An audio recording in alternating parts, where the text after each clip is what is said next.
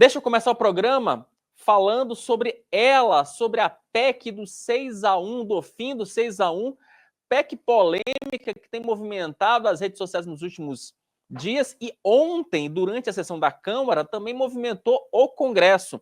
Teve deputado que falou a favor, teve deputado que falou contra, teve deputado que fez flagrante da parlamentar, autora da PEC, que quer reduzir a jornada de trabalho. Vamos começar com o deputado Nicolas Ferreira, que é um parlamentar que tem criticado a forma como a esquerda tem lidado com essa discussão. Matheus, o vídeo do Nicolas está pronto?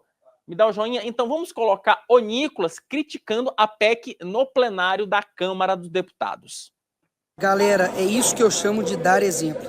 Agora são 21h31 da noite e os que estão de amarelo são os que estão presentes.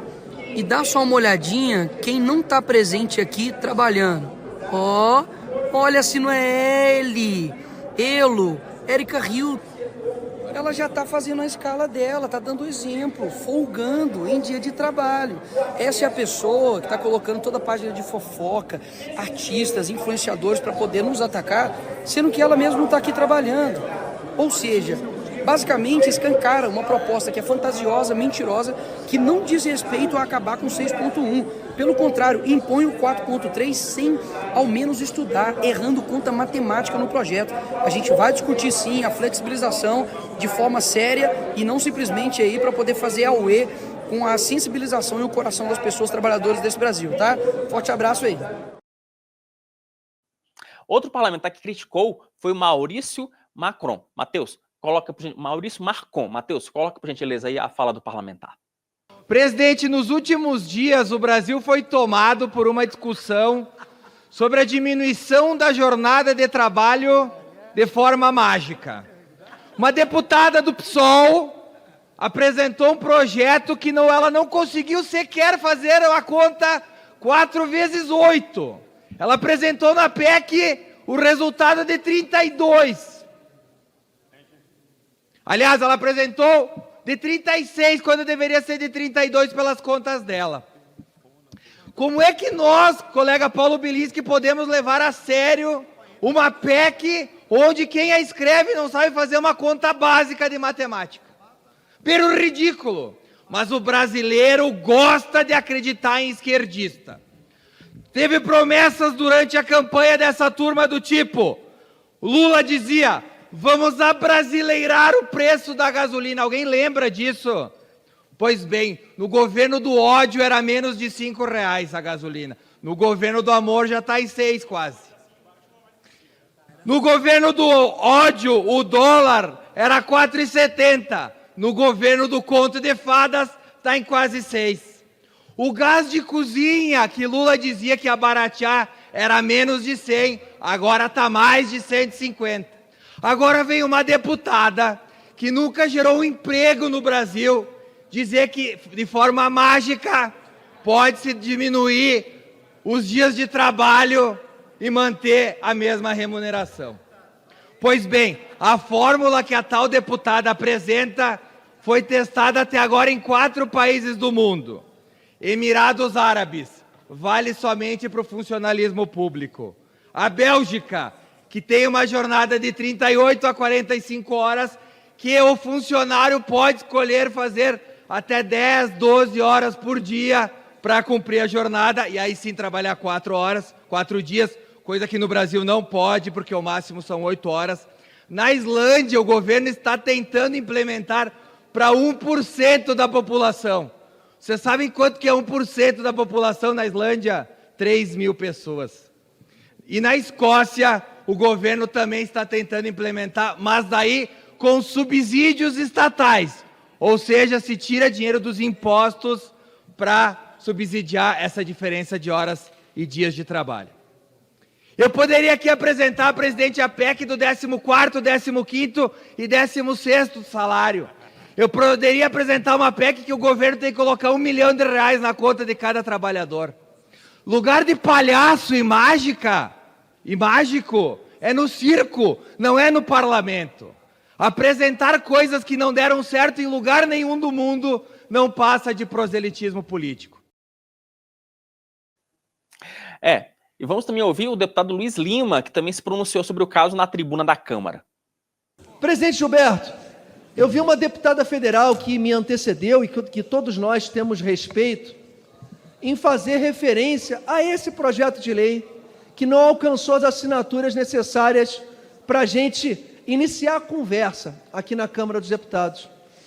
Mas tem um restaurante aqui em Brasília que todos nós almoçamos, que é o Fogo de Pedra, ali na Vila Planalto, presidente Gilberto. E eu tive a curiosidade de conversar com a Ana Carolina, que trabalha no caixa e é filha da proprietária do restaurante. O restaurante funciona de segunda a domingo. Tem 20 funcionários. E eu fiz uma pergunta: ô Ana, você está sabendo dessa proposta do PSOL em reduzir a jornada de trabalho de 6 para 1, que são 8 horas, 5 vezes na semana, 40 com 4 horas no sábado. Eu não sei de onde o pessoal tirou 4 dias, dá 36. 4 vezes 8 dá 32. Já tem um erro nesse projeto, é uma falha até de matemática. Mas a Ana Carolina virou para mim e falou: Luiz, se essa medida passar de 4 para 3, nós vamos ter que contratar mais 10 funcionários, passando de 20 para 30 funcionários. É uma lei que pode abranger casos que eu até concorde, passar de 5 para 2, mas cada caso é um caso. O que pode ser um carinho no trabalhador pode gerar demissões, como é o caso do restaurante Fogo de Pedra aqui na Vila Planalto, em Brasília, que fatalmente, que o estabelecimento tendo que passar de 20 funcionários para 30 com a mesma receita, ele corre o risco de fechar. E corre o risco de fechar também empresas que produzem certos produtos, que não vão ter saída financeira para arcar com o aumento de funcionários. A produção vai diminuir, a produção de produtos vai diminuir, a demanda vai aumentar, vai gerar inflação. Então, a gente não pode fazer desse caso um caso populista.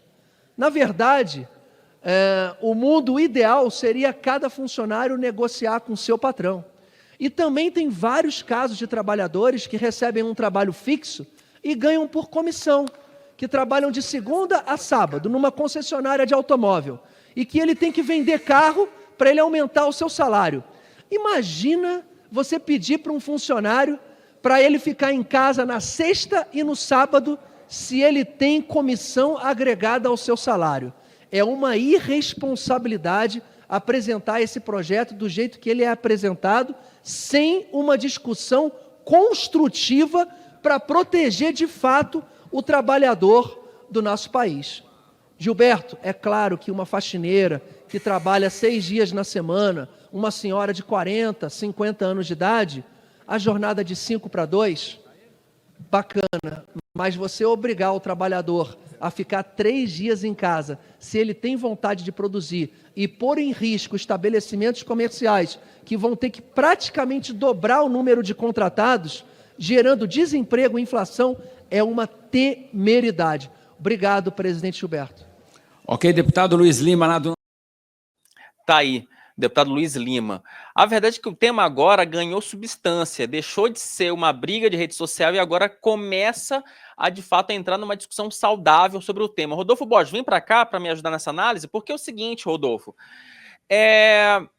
eu tenho conversado com vários parlamentares sobre esse assunto. O que tem de deputado do Centrão que está chateado, para não dizer outro termo, com a esquerda, porque o que a esquerda fez? Colocou vários deputados que estavam ali sem saber como se posicionar, colocaram esses deputados no fogo. Em uma tática que a esquerda vive reclamando que era uma atitude típica da bancada de apoio do ex-presidente Jair Bolsonaro. Então tem vários deputados ali do Centrão que falam o seguinte nos bastidores: gente, eu não vou apoiar essa proposta coisa nenhuma, já que estão me obrigando a me colocar no fogo, eles que se virem com essa proposta deles. Então já tem deputado falando isso, primeiro ponto. Segundo ponto, Rodolfo, o deputado Luiz Lima, eu acho que ele pega no ponto sensível dessa proposta, que é a seguinte: não adianta você colocar na Constituição a limitação do trabalho ou da jornada de trabalho de um trabalhador. Precisa combinar com os ursos, precisa combinar com o empresário, precisa combinar com quem de fato gera riqueza. E isso o PSOL não fez. Outra questão: ontem o possível futuro presidente da Câmara, Hugo Mota, deixou muito claro: olha, não vamos apressar essa discussão.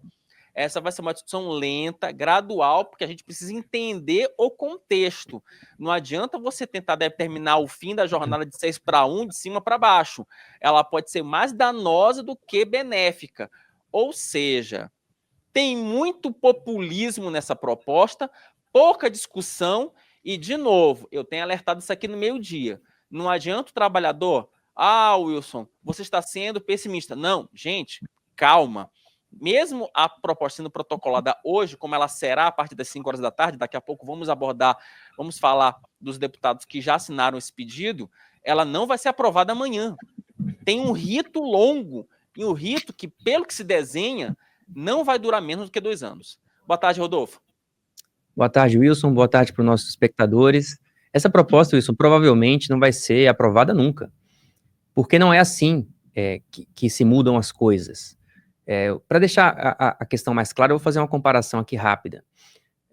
Se o governo Lula fizesse frente às suas promessas de responsabilidade fiscal, ele estaria colaborando muito mais para que a jornada do trabalhador brasileiro mudasse do que uma legislação, qualquer legislação que seja aprovada sobre esse assunto, com o objetivo de fazer isso, porque a questão não é impor por meio de lei que a gestão do trabalho ocorra de determinada forma, mas proporcionar a partir, e aí pode ser por meio de algumas leis, que a força de trabalho possa funcionar dessa forma, que o empresário possa ser eficiente o bastante e ter menos custos ao vender o seu produto, ao proporcionar, oferecer o seu serviço, e aí sim poder organizar a gestão do trabalho na empresa dele. Então, o debate ele está invertido. Ele começa invertido e começa errado. Então, ainda, repito, continuo dizendo o que eu tenho dito desde segunda-feira, quando a gente começou a discutir isso aqui. O único benefício dessa proposta é fazer que as pessoas que hoje não conseguem entender como funciona o mercado de trabalho e os potenciais malefícios desse tipo de iniciativa passem a entender isso. Porque a discussão ela só vai servir se as pessoas souberem o que está em debate. E o que está em debate é errado. O que está em debate não é possível debater uma mudança no mercado de trabalho a partir da legislação. Porque vai vir o impacto, o resultado, ele não é necessariamente a consequência do objetivo, né, da intenção que o parlamentar teve ao apresentar.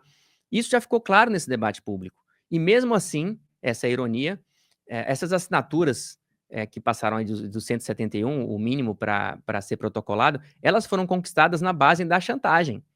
E tem até senador de direita entrando nesse discurso porque se sentiu constrangido de pretensamente estar defendendo o empresário em vez do trabalhador. Sendo que esse tipo de proposta, ele é ruim, tanto para o empresário quanto para o trabalhador. Eu tenho escutado muito, inclusive conversar com alguns empresários, e eles me falam algo muito nessa linha. Wilson, a gente não pode tratar um empresário como um malvadão geral da República. MGR, o malvadão geral da República. Não pode deixar até o Rodolfo na tela dividida, Matheus, se for o caso, para ele me ajudar nessa conversa. Porque é o seguinte, tem empresário que ele até quer conceder um benefício para o trabalhador, para ele trabalhar menos. O empresário, se você for conversar de fato com o empresário, ele até quer que o trabalhador trabalhe menos, no geral. Né? Se você for conversar com alguns empresários, a gente não pode tratar o empresário como um malvadão geral da República. Mas o problema é o seguinte, você manter um empresário, você manter um empregado, principalmente no regime CLT, é caro. É extremamente caro. E a discussão que se faz nessa PEC, e vários especialistas têm me alertado, Wilson, a gente está discutindo uma PEC em que o governo engessa ainda mais essa relação trabalhista. E esse é que é o problema. Eu posso encarecer ainda mais a minha prestação de serviço. Se eu tiver que... O exemplo que o Luiz Lima deu, e por isso que a gente puxou esse exemplo aqui para o meio-dia, ele é sintomático, porque se você tem um custo Vamos trabalhar com custo, matemática simples, básica. Se você tem um restaurante que você hoje emprega 10 pessoas, o custo dessas 10 pessoas vai estar lá no final da ponta, vai estar lá no prato da comida que esse restaurante vende. Então, se um restaurante, por exemplo, aplica um preço de R$ 50 por quilo no self-service com uma folha de pagamento de 10 funcionários, se você obrigar, colocar na Constituição que esse funcionário não pode trabalhar X horas, vai ter que trabalhar menos X horas, esse trabalhador, esse empresário, melhor dizendo, ele vai ser obrigado a, de fato, aumentar o número de peças. Vai ter que, ao invés de contratar 10, vai ter que trabalhar com 15. Só que se eu aumento em 50% a minha folha de pagamento, isso vai onerar o meu custo final do meu prato de comida. E no final das contas, quem vai pagar vai ser quem? Vai ser o próprio trabalhador. Então, aquele self-service de R$ 50 o quilo, ele não vai conseguir mais aplicar R$ 50 o quilo, vai aplicar 60, 70, 80. E se ele conseguir, e se ele tiver que aumentar esse preço, ele vai conseguir absorver esse impacto no custo que ele vai ter na empresa? Não se sabe. Então, é por isso que se cobra muito dessa PEC o estudo de impacto, para você saber de fato se faz sentido você engessar a legislação trabalhista de tal forma que isso possa, por exemplo, impactar no final das contas no custo final do serviço que você presta. Ou seja, gente, tá tudo errado, Rodolfo, tá tudo errado. E o pecado original, Wilson, disso aí é o raciocínio de que o empresário ele só não paga mais para o trabalhador, para o seu funcionário, ele só não deixa ele folgar mais por uma questão de vontade. E esse é o pecado original aí, e chamei atenção para isso na análise que eu escrevi, publiquei ontem no Antagonista, tá lá no antagonista.com.br, em que eu comparei esse 6-1, essa escala 6-1 com 7-1 que a gente sofreu lá para a Alemanha em 2014. É mais um 7-1 para o país, porque esse debate está todo errado. Se a ideia é que o empresário só não faz isso porque ele não quer, porque ele é malvado, então a culpa é do empresário. E a questão é que a culpa não é do empresário, a culpa é das condições, se for para culpar alguém, do país. O país não dá condições para que esse empresário possa remunerar melhor e fazer escolhas. E o próprio trabalhador, se esse trabalho é feito dessa forma, é porque ele custa muito, ele custa tanto que não permite que essa negociação seja feita de outra forma. Eu digo, custa para o empresário, e aí acaba submetendo o trabalhador a um regime que, de fato, é um regime cansativo. E aí, o erro de alguns parlamentares, alguns da direita, que teoricamente, ideologicamente, deveriam estar do outro lado, é achar que o debate é sobre quem gosta do trabalhador e quem não gosta. Esse jogo de chantagem é ruim para todo mundo, para o trabalhador inclusive. Então, não está em debate se o deputado ou o senador gosta do trabalhador ou não, se ele gosta do empresário ou não. O que está em debate, o que deveria estar em debate, é quais são o que é preciso fazer, o que o Brasil precisa fazer para proporcionar melhores condições de trabalho para os seus trabalhadores. Isso não está sendo debatido agora. O que está sendo debatido a partir de uma proposta mal feita o empresário é ruim e quem não está defendendo uma redução da jornada do trabalhador brasileiro é mal. Esse é o que está em questão. Aí tem um detalhe, né? Assim, tem um comentário aqui, inclusive do chat, que eu acho um comentário absolutamente pertinente. O camarada que me propõe uma proposta dessa é aquele camarada que trabalha no regime de 3 para 4. Né? Passa 3 dias em Brasília e literalmente... 3 dias não, 2 dias e meio, não é? Porque assim, é terça, quarta, quinta-feira, no meio do expediente já, ó, volta para sua base. Então, né? E tem um salário de R$ 44 mil. É por isso também, esse contexto aí, isso só piora tudo, porque realmente é uma distância da realidade que é até agressivo, porque não ter essa vida, viver essa vida completamente descolada da realidade e ainda tentar, sob o argumento de que está fazendo algo bom, piorar ainda mais a condição de trabalho dos brasileiros. E aguardem, que eu estou fazendo uma investigação desde ontem, aguardem que, se eu tiver correto, vamos ter novidades nos próximos dias e vocês vão ver que tem muita falácia nessa história, tem muita hipocrisia nessa discussão sobre o 6-1, sobre essa PEC.